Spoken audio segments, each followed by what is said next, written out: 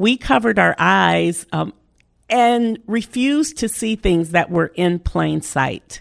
And COVID brought to light what many, many, many people knew were existing in their lives, and that is that resources were scattered, they were not coordinated, they were really not accessible, even though we described them as such.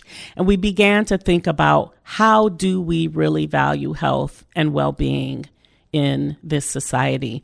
Not just, it's your responsibility, Mr. and Mrs. So-and-so, to get down to that clinic, to get down to that grocery store, but how do we really assure the conditions are available, accessible, and I dare say immediate to the need and point?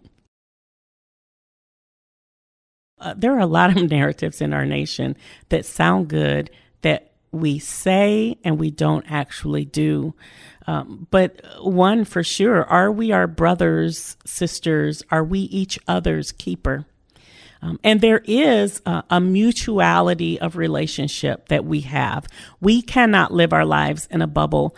And I really believe that COVID showed us, one, that connectedness exists, and two, that we can actually leverage that connectedness. You know, if my neighbor's house is on fire, my house is in jeopardy.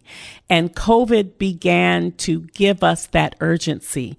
Oh, do you know so-and-so has COVID? Such and such has COVID. They're closing down that business. That impacts me. And we began to see I dare say, value and importance of relationship. I always describe myself as a relationship-driven leader.